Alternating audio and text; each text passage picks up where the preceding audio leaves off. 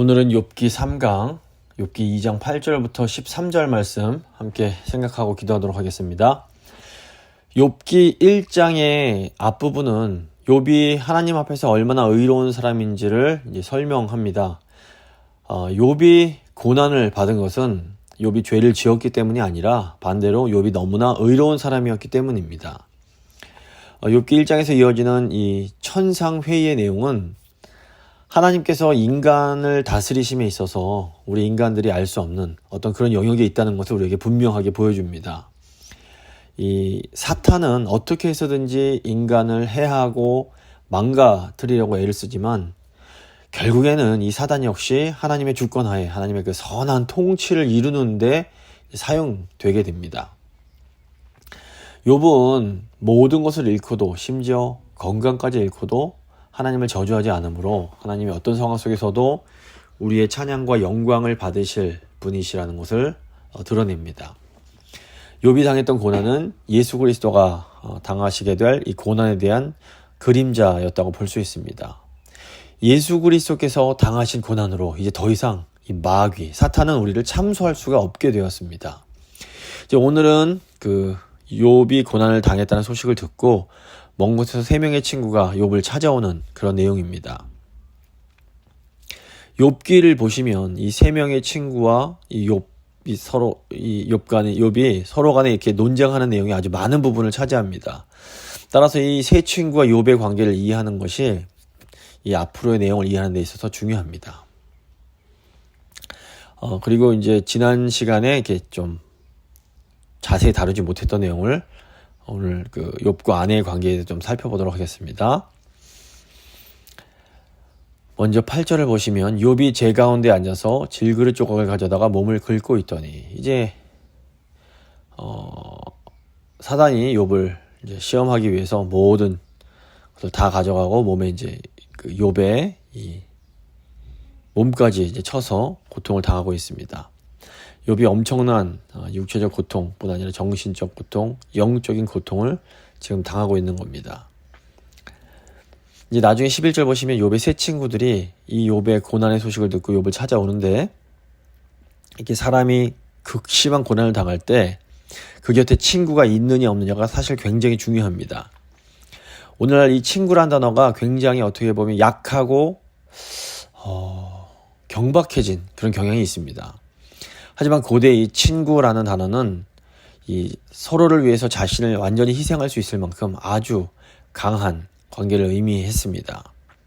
특별히 성경에서도 친구라는 단어는 아주 중요한 의미가 있는데 성경적으로 친구는 이 언약적 사랑과 충성을 다짐한 사이입니다. 성경에 나오는 다윗과 요나단의 관계를 생각해보면 이 친구라는 단어가 얼마나 이렇게 강한 이 결속의 관계를 가진지 저희가 알 수 있습니다. 잠언 17장 17절을 보시면 친구는 사랑이 끊어지지 아니하고 형제는 위급한 때를 위하여 낳느니라 라는 말씀이 나옵니다. 그렇다면 이 친구라는 것은 무엇일까요? 영국의 작가인 C.S. 루이스는 이 친구의 어떤 이 핵심을 똑같은 관심사를 함께 공유하는 것으로 봅니다. 그래서 우정은 한 사람이 다른 사람에게 너도 그래? 나는 나만 그런 줄 알았는데 라고 말하는 그 순간에 태어나는 것이다 라고 말을 합니다. 그래서 이 친구 간에는 서로 같은 관심사, 같은 이 열망의 대상이 있다라는 겁니다. 그래서 서로 무언가 이렇게 공감대가 있으면 시간 가는 줄 모르고 즐겁게 대화를 할 수가 있습니다. 영국의 소설가인 레베카 웨스트는 사람이 친구를 사귀는 데에는 분명한 과정이 하나 있는데 그것은 매번 몇 시간에 걸쳐서 이야기를 하고 그 이야기를 들어주는 것이다 라고 말을 합니다. 그래서 어떤 스포츠를 이제 좋아하는 사람끼리 만나면 그 이야기를 두고 그냥 몇 시간이고 시간 가는 줄 모르고 얘기를 할 수가 있게 됩니다. 음악을 좋아하는 분이면 또 음악으로 그렇게 얘기를 할 수가 있습니다. 이게 친구가 되어가는 겁니다. 근데 이제 다윗과 요나단이 서로 깊은 친구가 될 수 있었던 것은 두 사람 모두 여호와 하나님을 경외하는 사람들이었기 때문입니다. 이 여호와라는 대상이 서로가 열망하는 가장 큰 중요한 것이었기 때문에 서로 통하는 부분이 있었던 겁니다.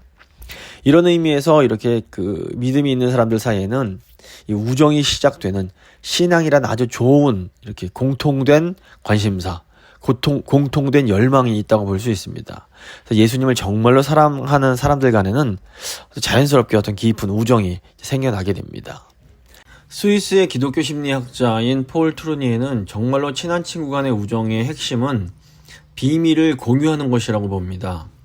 아주 친한 그런 친구 간에는 다른 친구들과는 공유하지 못하는 서로만의 비밀이 있습니다. 내 비밀을 알고 있는 친구가 비밀을 지켜줄 거라는 믿음이 그 친구를 굉장히 특별한 존재로 만들어줍니다. 이렇게 비밀은 서로를 서로에게 아주 단단히 결속시키는 힘이 있습니다. 부부가 세상에서 가장 친구가 될 수 있는 이유가 바로 이 때문입니다. 부부는 본질적으로 다른 어떤 사람도 알 수 없는 것을 서로만 알고 있는 그것을 공유하는 그런 사이입니다. 정말 친한 친구는 말하지 않아도 서로를 믿고 신뢰합니다. 미국의 작가 엘버트 허버드는 설명하지 말아라. 친구라면 설명할 필요가 없고 적이라면 어차피 당신을 믿으려고 하지 않을 것이다 라는 말을 하기도 했습니다. 그런데 이 친구 간의 우정이 그냥 쉽게 지켜지는 것은 아닙니다. 영국의 문호인 셰익스피어는 친구라면 친구의 결점을 참고 견뎌야 된다 라는 말을 하기도 했고, 또 당나라 시인인 이태백은 고난과 불행이 찾아올 때에 비로소 친구가 진짜 내 친구인지를 알 수 있다 이런 말을 하기도 했습니다. 이 성경의 그 가르침과도 이제 통하는 부분입니다.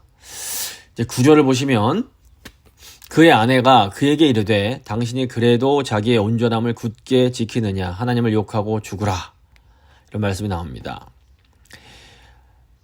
지금껏 이 욥의 아내에 대한 해석은 거의 굉장히 부정적이었습니다. 그런데 이제 제가 욥기를 이제 준비하면서 욥의 아내에 대한 새로운 해석의 이 여지가 있다는 것을 이제 깨닫게 됐습니다. 욥의 진정한 친구는 바로 욥의 아내라는 겁니다. 지금 저희가 보는 이 한글 성경에는 들어있지 않지만 예수님 시대의 그 유대인들 그리고 예수님의 제자들도 보았던 이 헬라어로 번역된 구약 성경, 저희가 이제 셉투아진트 또는 70인역이라고 부르는 이 성경에는 이 욥기에 이 욥의 아내가 탄식하는 내용이 들어 있습니다. 그러니까 낳은 수고와 키운 보람도 없이 자식들은 모두 죽고 온몸에 구더기가 득실거리는 남편을 수년 동안 봉양해야 했던 아내가 이 고난 이후에 자기 삶을 회고하는 내용이 들어있는 겁니다. 집도 없이 들판에서 잠든 날도 너무 많고 그래도 남편을 먹여 살리려고 이 집 저 집을 전전하면서 보낸 날이 셀 수 없이 많다 뭐 그런 내용입니다. 그래서 온몸을 박박 긁고 있는 이 남편의 먹을거리를 위해서 아내가 품팔이를 해야 됐던 겁니다. 그런 내용이 나온 후에 나오는 내용이 이제 욥기 2장 9절에 당신이 그래도 자신의 온전함을 굳게 지키겠느냐 하나님을 욕하고 죽으라 이 말입니다. 이 말은 이래도 이렇게 고생을 하면서도 당신이 여전히 신실함을 지킬 겁니까? 차라리 하나님을 저주하고 죽는 것이 낫겠습니다 라는 말입니다. 이 아내의 이 말은 재앙이 닥치고 얼마 안 있다가 한 말이 아니라 상당히 오랫동안 남편을 이렇게 봉양한 후에 한 말이고 남편과 함께 아주 고생을 했다는 눈물겨운 그런 이야기와 함께 나오는 말이라는 겁니다. 그래서 욥의 아내도 남편과 함께 고난을 받았던 당사자였던 겁니다. 이게 남편에게 하나님 욕하고 죽으라 라는 이 말이 뭐 어떤 단정이나 욕이 아니라 어떤 호소할 수 있었다는 겁니다. 너무 오랫동안 힘들어하고 아파하는 남편을 보면서 이렇게 힘들게 살아서 뭐하냐고 차라리 죽는 것이 낫지 않겠느냐라는 그런 말일 수 있다는 겁니다. 그래서 힘들어하는 당신을 더 이상 못 보겠다고, 주변 사람들이 손가락질하는 것도 더 이상은 견딜 수가 없다고, 이런 이제 안타까움이 들어있다는 겁니다.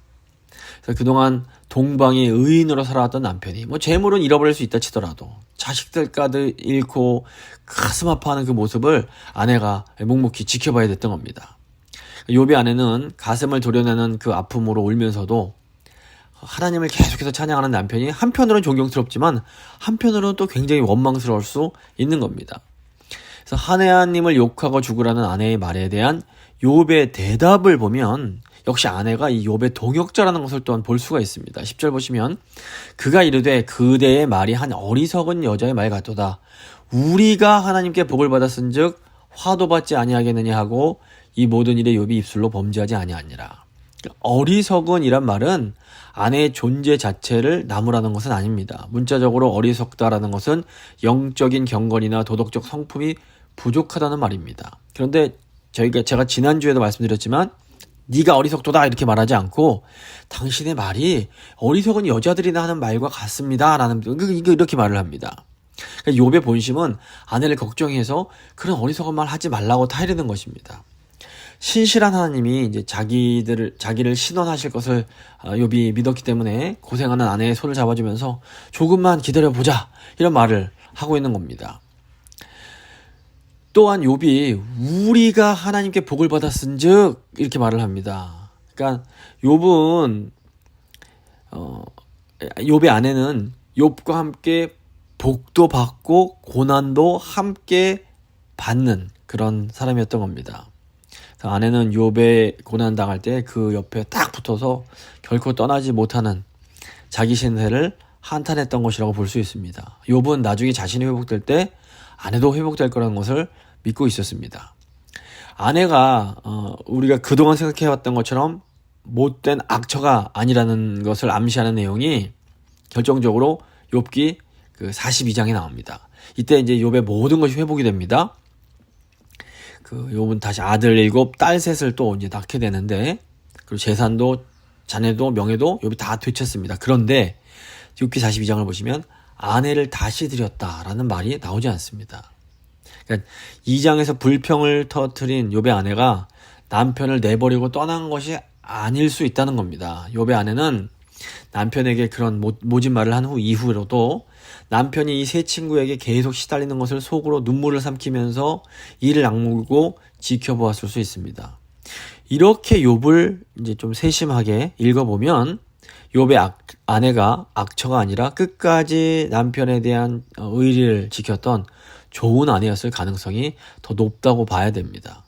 욥의 아내야말로 욥과 함께 고난을 견딘 진정한 친구였던 것입니다. 만약에 욥에게 이 아내가 없었다면 과연 욥이 그 고난을 견딜 수 있었을지 이제 알 수가 없는 겁니다. 그럼에도 불구하고 우리가 당하는 고난은 사실 그 누구도 대신해 줄 수는 없습니다. 우리가 겪는 모든 고난은 오롯이 자기 혼자서 감내해야 하는 그런 부분이 존재합니다. 가령 쉽게 내 팔이 부러졌을 때 너무너무 아픕니다. 근데 이때 아무리 나를 사랑해주는 아내든 부모님이든 옆에 있다고 해도 그 고통은 나 스스로 감당을 해야 되는 겁니다. 11절을 보시면 그때에 욥의 친구 3사람이 이 모든 재앙이 그에게 내렸다 함을 듣고, 그때에라는 말은 욥이 극심히 고난을 당하고 있는 그런 상황을 말합니다. 오늘 말씀 보면 욥에게도 친구들이 있었습니다. 욥의 친구들은 욥이 모든 것을 다 잃어버리고 혼자 남았다라는 소식을 듣고 욥을 위로하기 위해서 먼 길을 달려옵니다. 11절 후반부 보시면 각각 자기 지역에서부터 이르렀으니 곧 대만 사람 엘리바스와 수아 사람 빌닷과 나아마 사람 소발이라. 그들이 욥을 위문하고 위로하려 하여 서로 약속하고 오더니, 3명의 친구가 욥을 찾아온 것은 욥을 위문하고 위로하기 위함이었습니다. 근데 여기서 조금 이상한 것은 욥을 위로하려고 서로 약속하고 왔다라는 표현입니다. 그러니까 친구들이 욥의 소식을 듣고 3사람이 함께 약속을 하고 같이 만나서 욥을 찾아옵니다. 근데 당시에는 요즘처럼 어떤 전화가 있는 것도 아니고 친구끼리 약속을 하려면 또 친구들에게 사람을 보내야만 했을 겁니다. 그러려다 보면 시간이 더 지체됐을 것이고 먼 길을 오다 보면 몇 달까지는 아니더라도 최소한 몇 주는 더 걸렸을 겁니다. 이렇게 시간이 지체되던 동안 욥은 오로지 혼자서 그 고난을 견뎌야만 했던 겁니다. 욥의 친구들이 결국 욥에게 주고자 했던 것은 위로였습니다. 근데 여기서 이 위로는 단순한 공감과 동정과는 좀 다릅니다. 이 공감은 고통을 당하는 사람의 감정과 경험 속으로 최대한 들어가는 것에 중점을 둡니다. 그래서 이 공감은 분명하게 이렇게 말로 표현되지 않을 수 있습니다. 하지만 이 위로는 말로 표현이 돼야 됩니다. 위로를 하려면 고통을 당하는 사람의 생각과 마음이 바뀔 수 있도록 고통당하는 사람의 생각과 마음에 말을 해 주어야 합니다. 그래서 위로를 고통당하는 사람의 마음에 말하는 것이다 라고 표현하기도 합니다.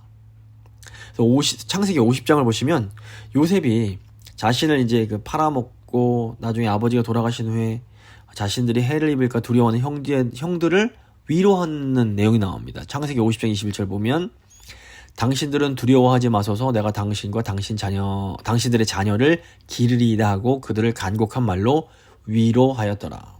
그러니까 요셉의 위로의 말은 형제들이 느끼고 있던 그 두려움을 실제로 줄여주는 그런 역할을 했습니다. 또 룻기를 보셔도 이 보아스가 말로 룻을 위로하고 격려할 때 룻의 마음에 기쁨이 생겨나게 됩니다. 마음의 변화가 생깁니다. 룻기 2장 11절부터 13절 보시면 보아스가 그에게 대답하여 이르되 너의 남편이 죽은 후로 네가 시어머니에게 행한 모든 것과 네 부모와 고국을 떠나기 전에 알지 못하던 백성에게로 온 일이 내게 분명히 알려졌느니라. 여호와께서 네가 행한 일에 보답하시기를 원하며 이스라엘의 하나님 여호와께서 그의 날개 아래 보호를 받으러 온 너에게 온전한 상 주시기를 원하노라 하는지라. 이렇게 말로 위로를 합니다. 그래서 13절에 보시면 룻이 이르되 내 주여 내가 당신께 은혜 입기를 원하나이다. 나는 당신의 하녀 중에 하나와도 같지 못하오나 당신이 이 하녀를 위로하시고 마음을 기쁘게 하는 말씀을 하셨나이다. 그러니까 위로의 말을 하면 그 사람의 마음과 그 사람의 생각이 변화되는 그런 일이 일어나는 겁니다.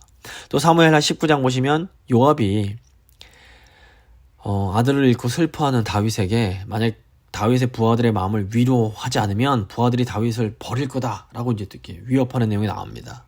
그러니까 위로의 말은 힘들고 어려움을 당한 사람들의 마음의 변화를 일으키는 그런 힘이 있는 겁니다. 그래서 위로는 사람들의 마음에 말을 함으로 그들의 생각이나 감정을 바꾸는 겁니다. 그러니까 욥의 친구들이 욥에게 해 주어야 하는 것이 바로 이거였습니다. 그런데 안타깝게도 이 욥의 친구들은 이 욥에게 세상의 지혜로 위로를 하려고 합니다.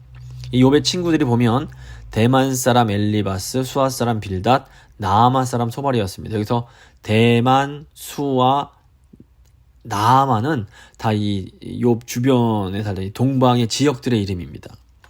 이 중에서 이제 분명히 잘 알려진 지역이 대만인데 대만은 에돔에서 가장 중요한 성읍 중 하나였습니다. 이 엘리바스라는 이름 자체가 이 에돔식 이름이라고 합니다. 그런데 이 에돔이 지혜로 유명했습니다. 오바댜서 1장 8절 보시면 하나님께서 내가 에돔에서 지혜 있는 자를 멸할 것이다 라고 말씀을 하십니다. 그리고 예레미야서를 보면 이 에돔의 지혜가 특별히 이 에돔 안에 있는 대만과 연결이 됩니다. 예레미야 49장 7절 보시면 에돔에 대한 말씀이라 만군의 여호와께서 이와 같이 말씀하시되 대만에 다시는 지혜가 없게 되었느냐 명철한 자에게 책략이 끊어졌느냐 그들의 지혜가 없어졌느냐. 그러니까 욥을 위로하기 위해서 온 친구 엘리바스가 이 지혜로 충만한 대만 지역의 사람이라는 것은 굉장히 중요한 의미가 있습니다. 그러니까 이게 욥을 위로하기 위해서 온 이 세 명의 친구는 그저 친절하고 충성스러운 친구들이 아니라 이 친구들은 이 세상의 지혜를 대표하는 사람들이라고 볼 수 있습니다.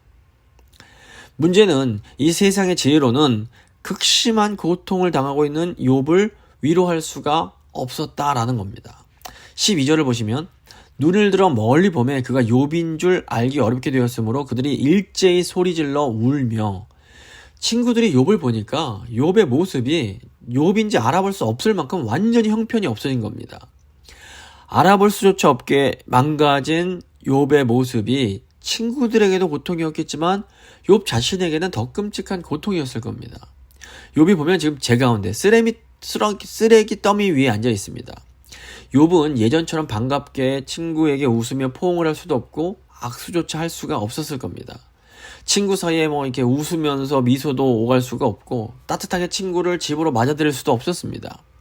이 친구들조차 욥을 알아보지조차 못합니다. 그러니까 친구들이 너무나 변해버린 욥의 모습에 욥을 마치 낯선 사람처럼 대하게 됩니다. 친구들이 일제히 소리를 지르면서 웁니다. 여기서 울었다는 것은 뭐 눈물을 막 흘린 정도가 아니라 엉엉 소리를 내면서 우는 겁니다. 하지만 친구들은 욥을 보면서 울지 욥과 함께 울지는 못하는 겁니다. 로마서 12장 15절 보시면 즐거워하는 자들과 함께 즐거워하고 우는 자들과 함께 울라라는 말씀이 나옵니다.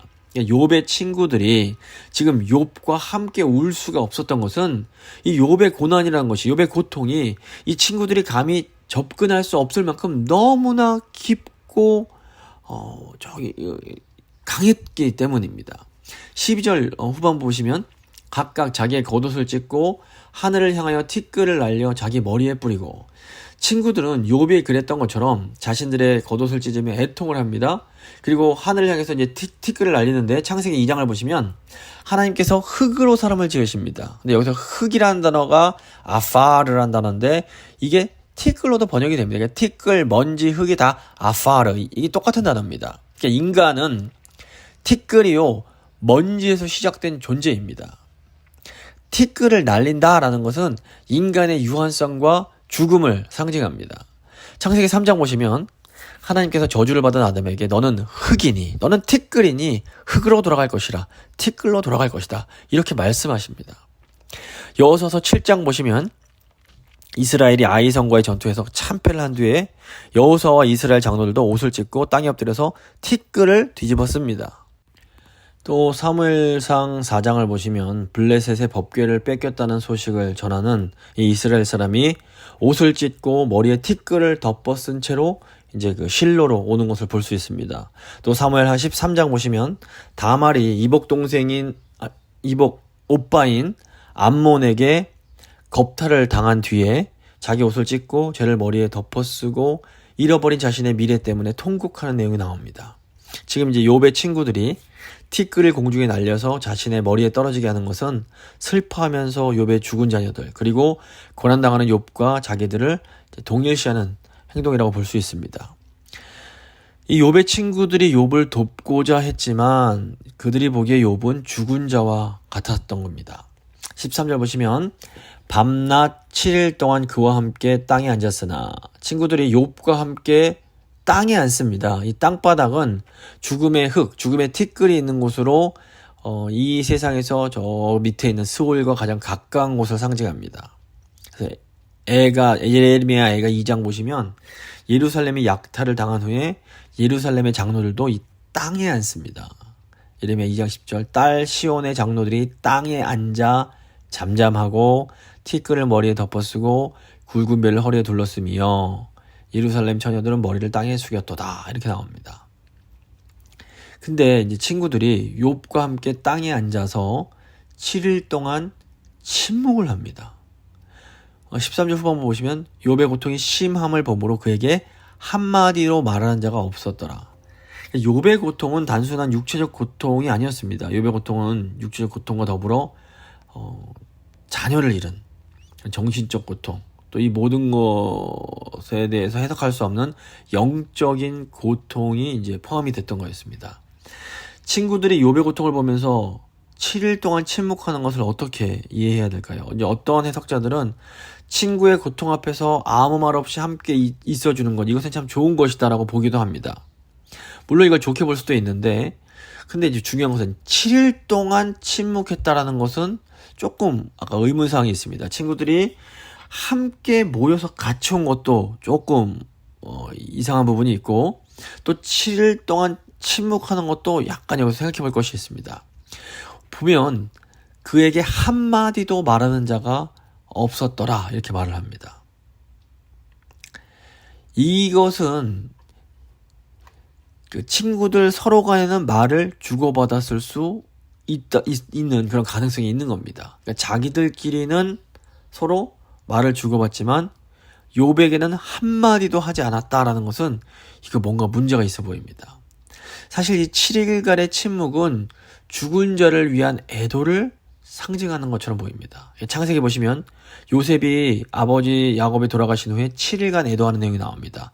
또 사무엘상 31장을 보시면 충성스러운 성읍 길르앗 야베스 주민들이 죽은 사울을 위해서 7일 동안 금식하면서 애도했다라는 내용이 또 나옵니다. 그래서 이 7일 동안 애도는 죽은 자를 향한 애도입니다. 이것은 욥의 친구들에게 이 친구 욥이 마치 죽은 자와 같이 여겨졌음을 암시합니다. 그러니까 친구들에게 욥은 더 이상 살아있는 사람이 아니었던 겁니다. 그러니까 처음에는 친구들의 침묵이 뭐 정말 슬픔과 동정에서 나오는 침묵이었을지 모르지만 결과적으로 이 침묵은 깊은 절망의 침묵이었던 겁니다. 그러니까 친구들이 욥에게 아무 말도 하지 않았던 것은 욥에게 더 이상 위로할 말이 없었던 겁니다. 친구들이 보기에는 이미 너무 모든 것이 늦어 버린 것처럼 보였던 겁니다. 친구들이 좋은 의도로 함께 모여서 욥을 찾아옵니다. 그런데 친구들은 세상의 지혜를 가지고 욥을 구원하기 위해서 찾아왔습니다. 하지만 욥을 본 친구들은 깊은 절망에 빠져서 처음에는 어느 정도 동정을 했지만 욥을 위로해주지 못합니다. 역설적으로 친구들이 찾아온 후에 욥은 더 큰 외로움을 느꼈을 수 있습니다. 욥에게는 정말 위로가 필요했지만 그 누구도 욥을 위로할 수가 없었습니다. 뭐 아내가 있고 친구들이 물리적으로 옆에 앉아 있었지만 사실 이 친구들 같은 경우에는 욥을 살아있는 사람으로 취급조차 하지 않았던 겁니다. 본래 이 인간의 고난이란 것은 철저하게 개인적입니다. 사실 뭐 대수롭지 않은 병에만 걸려도 우리는 다른 사람들로부터 단절을 경험합니다. 뭐 코로나에 저희가 걸리기만 해도 저희는 가족과 함께 있지 못하고 격리돼 있어야 됩니다. 뭐 그냥 몸살만 나도 가족과 함께 외출도 하지 못하고 어떤 잔치나 모임에도 참석하지 못하고 교회에도 나오지를 못하는 겁니다. 그러니까 이렇게 작은 고통이 고통을 당하는 사람을 조금씩 고립시키기 시작한다면 이 큰 고통은 아주 심하게 고난받는 사람을 고립시킵니다. 욥은 지금 철저하게 고립되어 있고 아주 극심한 외로움을 경험하고 있는 겁니다. 그런데 이 욥의 끔찍한 외로움은 우리를 위해서 어마어마한 외로움을 견뎌내신 예수 그리스도를 예표합니다. 예수님도 가장 소중한 친구들과 함께 예루살렘 바깥 동산에 있으셨습니다. 예수님은 친구들에게 내가 기도하는 동안 앉아서 기다려라 이렇게 말씀을 하십니다. 예수님께서 가장 가까운 3명의 친구를 데려가시면서 심히 놀라며 슬퍼하십니다. 그래서 예수님께서 친구들에게 내 마음이 심히 고민하여 죽게 되었으니 너희는 여기 머물러 깨어있으라 이렇게 말씀하십니다. 그런데 조금 후에 더 나아가 땅에 엎드려 심한 통곡과 눈물로 기도를 하신 후에 돌아와 보니까 이 친구들이 다 자고 있는 겁니다. 예수님께서 이때 너희가 1시간도 깨어있을 수 없더냐라고 물으십니다. 예수님께서 결국 혼자 기도하고 우십니다. 다음 날에도 예수님은 오직 혼자서 고난을 당하십니다. 발가벗겨지고 친구들은 다 도망쳐 떠나갔고 사랑하던 어머니조차 줄곧 십자가에서 멀리 떨어져서 계실 수밖에 없었습니다. 예수님은 친구들에게 비록 친구들이 자신을 떠나가겠지만 아버지께서 나와 함께 계시기 때문에 나는 혼자가 아니다라는 말씀을 하십니다. 요한복음 16장 32절을 보시면 보라 너희가 다 각각 제 곳으로 흩어지고 나를 혼자 둘 때가 오나니 벌써 왔도다. 그러나 내가 혼자 있는 것이 아니라 아버지께서 나와 함께 계시느니라. 그런데 예수님께서 십자가 위에서 가장 깊은 고통을 당하실 때 아주 괴로워하시면서 나의 하나님 어찌하여 나를 버리셨나이까 라고 소리를 치십니다. 예수님은 하나님마저도 자기 곁을 떠나는 그런 깊은 외로움의 고난을 경험을 하셨던 겁니다. 예수님께서 이렇게 홀로 정말 상상할 수 없는 고난을 당하셨기 때문에 이제 그리스도인들은 누구도 이 욥 같은 또는 예수님 같은 깊은 고통을 혼자 당하지 않을 수 있는 겁니다. 그리스도 안에 있는 사람은 아무리 혼자 있는 것처럼 느껴질 때에도 욥과는 달리 절대로 혼자가 아닙니다. 예수님께서 성령으로 우리와 함께 해주고 계십니다. 더군다나 교회는 참된 위로의 공동체입니다. 그러니까 우리가 인간적인 방법으로 인간의 지혜로 누군가 위로하려고 하면 이건 불가능합니다. 인간의 말과 인간의 지혜는 섣부른 충고나 섣부른 위로는 욥의 친구들이 욥에게 했던 것처럼 고통받고 있는 사람을 더 괴롭히게 만들 수 있습니다. 그래서 인간적인 위로를 주려는 것은 굉장히 어리석고 잔인한 행동일 수 있습니다. 근데 교회가 참된 위로의 공동체가 되기 위해서 가장 중요한 것이 바로 말씀과 성령입니다. 우리가 하나님의 말씀과 성령으로 충만해질 때에 비로소 우리는 우리를 위해서 가장 극심한 고난을 당하신 예수 그리스도의 위로를 전해줄 수가 있게 되는 겁니다. 그래서 우리가 말씀과 성령으로 충만해져서 이 위로의 공동체로서의 이 사역을 서로서로에게 감당해 주어야 됩니다. 그러니까 내가 성령 충만하지 않으면 함부로 위로하는 건 위험합니다. 함부로 위로하고 충고하는 것은 너무 위험합니다. 성령으로 충만하고 말씀으로 충만할 때 하나님께서 말씀의 지혜를 주시고 그 말로 누군가를 위로하면 그때 그 마음 가운데 정말로 변화가 일어날 수 있습니다. 말씀을 마무리 짓도록 하겠습니다. 오늘은 고난받는 욥과 친구들에 대해서 생각을 해봤습니다. 그동안 아주 못된 악취라고 오해받아왔던 욥의 아내가 사실은 욥의 진짜 친구였을 수 있습니다. 또 욥의 새 친구들도 욥을 위해서 오기는 했지만 이 친구들이 가져온 세상의 지혜는 욥의 고난을 더욱 가중시키기만 하게 됩니다. 그러니까 우리가 고난받을 때 우리를 참으로 위로해 줄 수 있는 진정한 친구는 오직 예수님 한 분밖에 없습니다. 예수님은 스스로 가장 극심한 고난을 받으심으로 우리가 더 이상 혼자서 외롭게 고난 당하지 않을 수 있게 해주셨습니다. 이 예수님의 은혜에 감사하면서 교회인 저희가 말씀과 성령으로 충만해서 예수님이 우리에게 주시는 이 위로의 사역을 고난받고 있는 다른 분들에게 줄 수 있는 이 위로의 사역을 감당할 수 있는 그런 저희 교회가 될 수 있게 해달라고 한번 간절한 마음으로 기도하도록 하겠습니다.